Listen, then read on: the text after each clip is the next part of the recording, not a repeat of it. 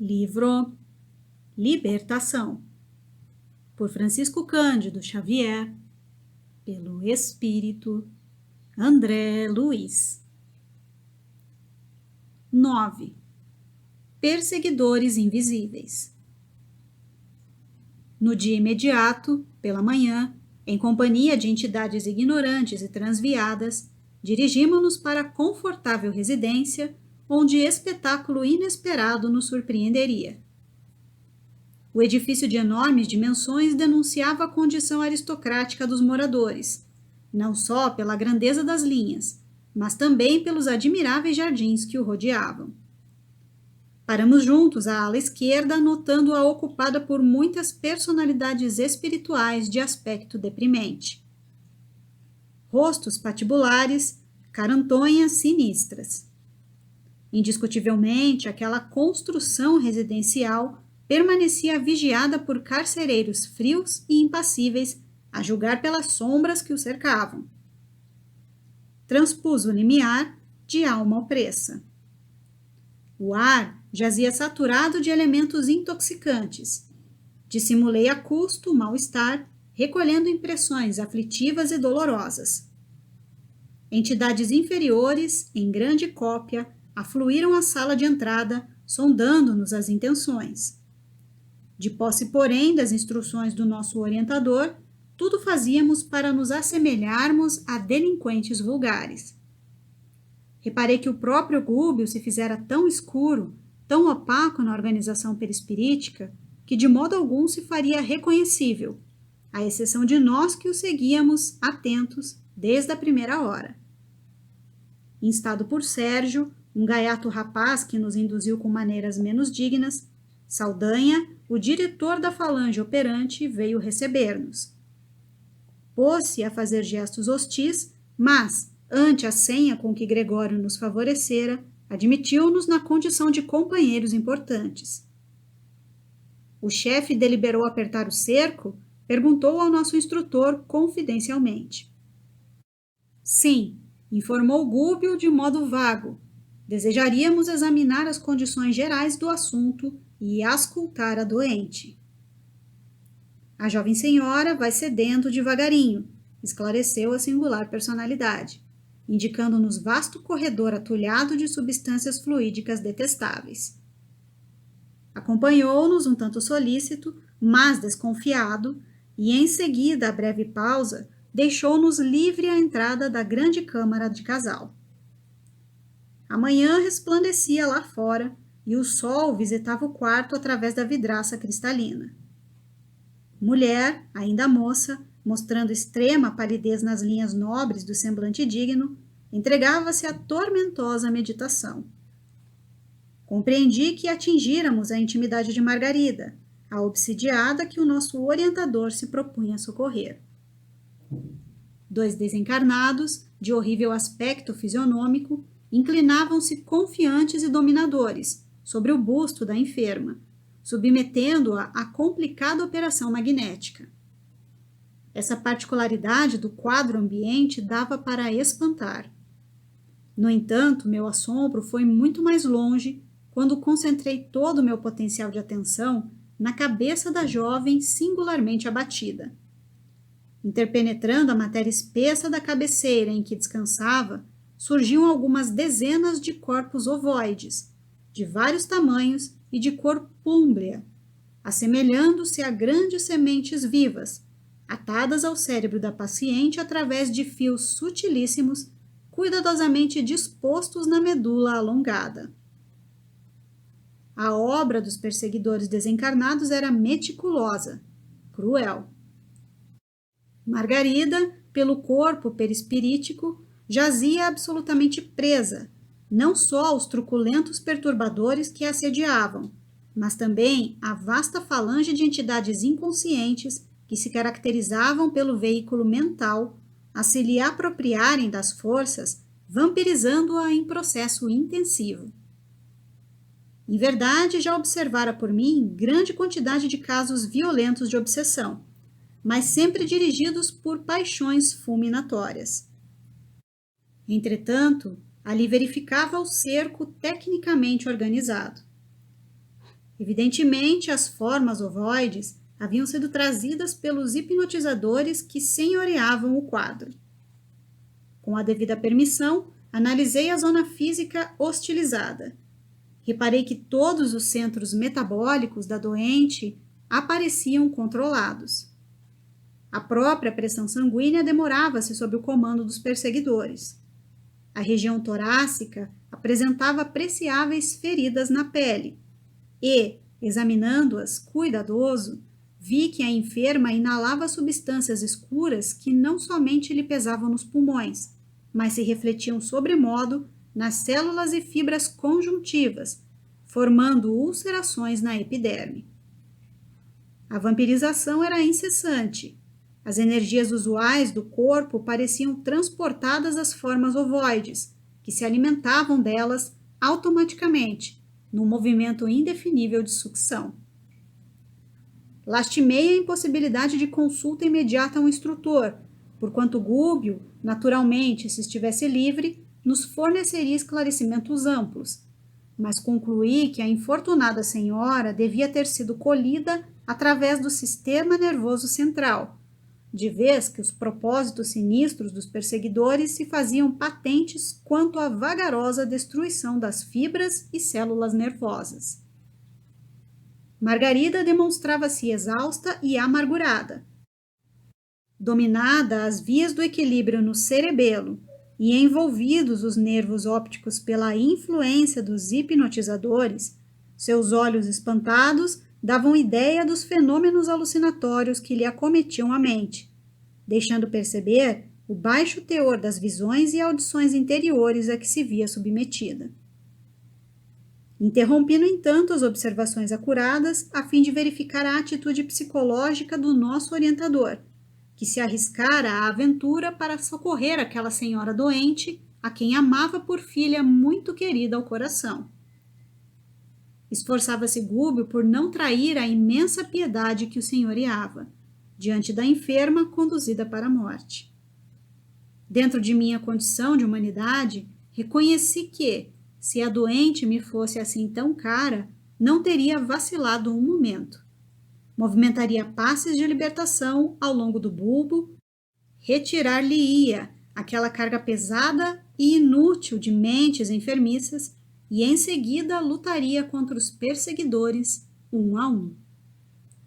Nosso instrutor, porém, assim não procedeu. Fixou a paisagem aflitiva com inequívoca tristeza, mas logo após demorou o olhar bondoso em Saldanha, como a pedir-lhe impressões mais profundas. Secretamente tocado pelo impulso positivo do nosso dirigente, o chefe da tortura se sentiu na obrigação de prestar-lhe informações espontâneas. Estamos em serviço mais ativo há 10 dias precisamente, elucidou resoluto. A presa foi colhida em cheio e felizmente não contamos com qualquer resistência.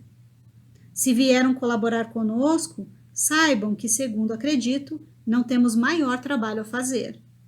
Mais alguns dias e a solução não se fará esperar. A meu ver, Gúbio conhecia todas as particularidades do assunto, mas, no propósito evidente de captar simpatia, interrogou. E o marido? Ora, esclareceu Saldanha com um escarninho sorriso. O infeliz não tem a menor noção de vida moral. Não é mau homem. Todavia, no casamento foi apenas transferido de gozador da vida a homem sério. A paternidade constituir-lhe-ia um trambolho e filhinhos, se os recebesse, não passariam para ele de curiosos brinquedos. Hoje conduzirá a esposa à igreja. E, reforçando a inflexão sarcástica, acentuou. Vão à missa, na esperança de melhoras.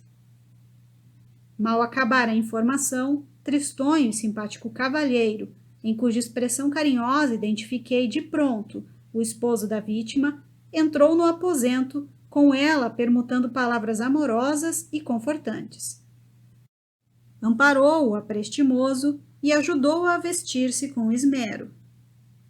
Decorridos alguns minutos, notei, apalermado, que os cônjuges, acompanhados por extensa súcia de perseguidores, tomavam um táxi na direção de um templo católico. Seguimos-los sem detença. O veículo, a meu ver, transformara-se como que num carro de festa carnavalesca.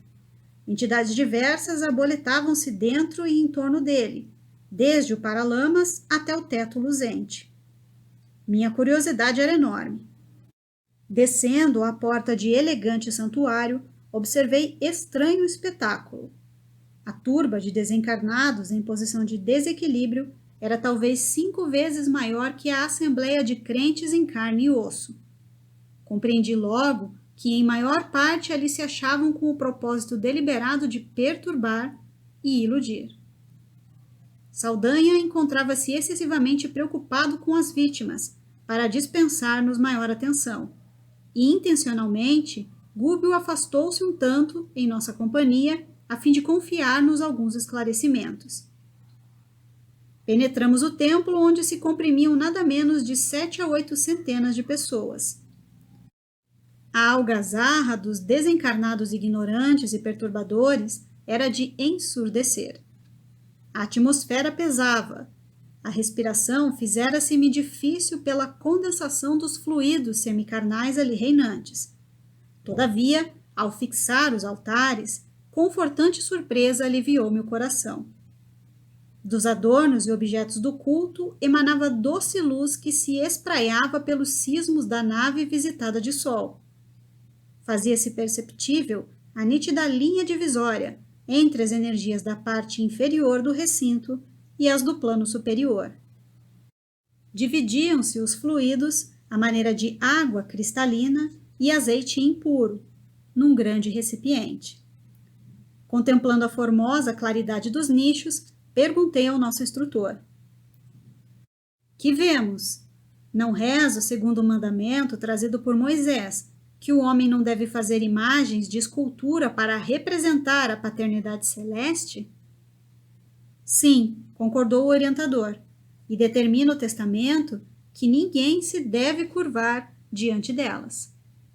Efetivamente, pois, André, é um erro criar ídolos de barro ou de pedra para simbolizar a grandeza do Senhor, quando nossa obrigação primordial é a de render-lhe culto na própria consciência. Entretanto, a bondade divina é infinita e aqui nos achamos perante apreciável quantidade de mentes infantis. E sorrindo acrescentou: quantas vezes, meu amigo, a criança acalenta bibelôs a fim de preparar-se convenientemente para as responsabilidades da vida madura. Ainda existem na terra tribos primitivas que adoram o Pai na voz do trovão e coletividades vizinhas da taba que fazem de vários animais objetos de idolatria. Nem por isso o Senhor as abandona. Vale-se dos impulsos elevados que elas lhe oferecem e socorre-lhes as necessidades educativas. Nesta casa de oração, os altares recebem as projeções de matéria mental sublimada dos crentes. Há quase um século, as preces fervorosas de milhares deles aqui envolvem os nichos e apetrechos do culto. É natural que resplandeçam. Através de semelhante material, os mensageiros celestes distribuem dádivas espirituais com todos quantos sintonizem com o plano superior. A luz que oferecemos ao céu serve sempre de base às manifestações do céu para a terra. Ante ligeira pausa, alonguei o olhar pela multidão bem vestida. Quase todas as pessoas, ainda aquelas que ostentavam nas mãos delicados objetos de culto, revelavam-se mentalmente muito distantes da verdadeira adoração à divindade. O halo vital de que se cercavam definia pelas cores o baixo padrão vibratório a que se acolhiam. Em grande parte dominavam o pardo escuro e o cinzento carregado. Em algumas, os raios rubro-negros denunciavam cólera vingativa, que a nossos olhos não conseguiriam disfarçar. Entidades desencarnadas em deplorável situação espalhavam-se em todos os recantos, nas mesmas características. Reconheci que os crentes elegantes, ainda mesmo que desejassem orar com sinceridade, precisariam despender imenso esforço. A liturgia anunciou o início da cerimônia. mas com grande assombro para mim, o sacerdote e os acólitos, não obstante se dirigirem para o campo de luz do altar-mor, envergando soberba vestimenta, jaziam em sombras, sucedendo o mesmo aos assistentes. Entretanto, procedendo de mais alto, 3 entidades de sublime posição hierárquica se fizeram visíveis à Santa Mesa, com o evidente propósito de ali semearem os benefícios divinos. Magnetizaram as águas expostas, saturando-as de princípios salutares e vitalizantes, como acontece nas sessões de espiritismo cristão. E em seguida passaram a fluidificar as hóstias, transmitindo-lhes energias sagradas à fina contextura. Admirado, voltei a observar a plateia religiosa, mas os irmãos ignorantes que operavam no templo sem corpo físico, tanto quanto ocorria aos encarnados, nem de longe registravam a presença dos nobres emissários espirituais que agiam em nome do infinito bem. Reparei, através do halo de muita gente, que determinado número de frequentadores se esforçava por melhorar a atitude mental na oração. Reflexos arroxeados, tendendo a vacilante brilho, apareciam aqui e acolá. Contudo, os malfeitores desencarnados propositadamente se postavam ao pé dos que se candidatavam à fé renovadora e reverente, buscando conturbá-los. Não longe, fixei atenção numa senhora que acompanhava o sacerdote com o manifesto desejo de receber a bênção celestial. Os olhos úmidos e os tênues raios de luz que se projetavam da mente diziam da sincera aspiração à vida superior, que naquele instante lhe banhava o pensamento devoto. Entretanto, 2 transviados da esfera inferior, percebendo-lhe a esperança construtiva, tentaram anular-lhe a atenção, e segundo o que me foi permitido verificar, lhe sugeriam reminiscências de baixo teor, inutilizando-lhe a tentativa. Voltei-me para o orientador, que prestimosamente explicou. A história de gênios satânicos atacando os devotos de variados matizes é, no fundo, absolutamente verdadeira. As inteligências pervertidas, incapazes de receber as vantagens celestes, transformam-se em instrumentos passivos das inteligências rebeladas, que se interessam pela ignorância das massas com lastimável menosprezo pela espiritualidade superior que nos governa os destinos.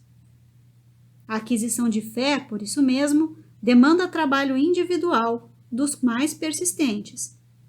A confiança no bem e o entusiasmo de viver que a luz religiosa nos infunde modifica-nos a tonalidade vibratória. Lucramos infinitamente com a imersão das forças interiores no sublimado idealismo da crença santificante a que nos afeiçoamos. Todavia, o serviço real que nos cabe não se resume só a palavras. A profissão de fé não é tudo. A experiência da alma no corpo denso destina-se de maneira fundamental ao aprimoramento do indivíduo. É nos atritos da marcha que o ser se desenvolve, se apura e ilumina. Não obstante, a tendência dos crentes em geral é a de fugir dos conflitos da senda. Pessoas existem que, depois de servirem ao ideal religioso, durante 2 anos, pretendem o repouso de 20 séculos. Em todas as casas de fé, os mensageiros do Senhor distribuem favores e bênçãos compatíveis com as necessidades de cada um. Entretanto, é imprescindível que se prepare o coração nas linhas do mérito a fim de recolhê-los. Entre emissão e recepção, prevalece o imperativo da sintonia. Sem esforço preparatório, é impossível ambientar o benefício. Embalde, imporíamos de imediato ao homem selvagem a vida num palácio erguido pela cultura moderna. Aos acordes de nossa música, preferiria a ele os ruídos da ventania, e um cabaz de flechas lhe pareceria mais valioso que um dos nossos mais perfeitos parques industriais. Portanto, para que alguém se coloque a caminho das eminências sociais, é indispensável seja educado de boa vontade, aceitando as sugestões de melhoria e serviço. Gúbio espraiou o olhar através da multidão que presenciava a cerimônia, aparentemente contrita, e acentuou: em verdade, a missa é um ato religioso tão venerável quanto qualquer outro em que os corações procuram identificar-se com a proteção divina. No entanto, raros são aqueles que trazem até aqui o espírito efetivamente inclinado à assimilação do auxílio celestial. E para a formação de semelhante clima interior, cada crente, além do serviço de purificação dos sentimentos, necessitará também combater a influência dispersiva e perturbadora que procede dos companheiros desencarnados que lhe buscam arrefecer o fervor. Continuou Gúbio a prestar-nos valiosos esclarecimentos alusivos à solenidade, enquanto a missa se encaminhava para a fase final. As vozes do coro como que projetavam vibrações harmoniosas e lúcidas ao longo da nave radiosa, e vi, num deslumbramento, que muitos espíritos sublimes penetraram o recinto de semblante glorificado, rumando para o altar, onde o celebrante elevava o cálice depois de abençoar a sagrada partícula. Intensa luminosidade fluía do sacrário, envolvendo todo o material do culto, mas, surpreendido, reparei que o sacerdote, ao erguer a oferta sublime, apagou a luz que a revestia com os raios cinzento escuros que ele próprio expedia em todas as direções. Logo após, quando se preparou a distribuir o alimento eucarístico entre os 11 comungantes que se prosternavam, humildes, à mesa adornada de alvolinho, notei que as hóstias, no prateado recipiente que as custodiavam, eram autênticas flores de farinha, coroadas de doce esplendor. Irradiavam luz com tanta força que o magnetismo obscuro das mãos do ministro não conseguia inutilizá-las. Todavia, à frente da boca que se dispunha a receber o pão simbólico, enegreciam como por encanto. Somente uma senhora, ainda jovem, cuja contrição era irrepreensível, recolheu a flor divina com a pureza desejável. Vi a hóstia, qual foco de fluidos luminescentes, atravessar a faringe, alojando-lhe-se-lhe a claridade em pleno coração. Intrigado, procurei ouvir um instrutor que, muito ponderado, elucidou sem delonga. Aprendeste a lição? O celebrante, apesar de consagrado para o culto, é ateu e gozador dos sentidos, sem esforço interior de sublimação própria. A mente dele paira longe do altar. Acha-se sumamente interessado em terminar a cerimônia com brevidade, de modo a não perder uma alegre excursão em perspectiva. Quanto aos que compareceram à mesa da Eucaristia, cheios de sentimentos rasteiros e sombrios, eles mesmos se incumbem de anular as dádivas celestes antes que lhes tragam benefícios imerecidos. Temos aqui grande quantidade de crentes titulares, mas muito poucos amigos do Cristo e servidores do bem. O ite, missa est, dispersou os fiéis que, ao fim da reunião, mais se assemelhavam a barulhento bando de passarinhos de bela plumagem. Absorto em fundas reflexões ante o que me fora dado observar, acompanhei o nosso orientador e Eloy para junto da enferma e do esposo, que se retiraram, de regresso ao lar, cercados pelo mesmo séquito de entidades infelizes, sem a menor alteração.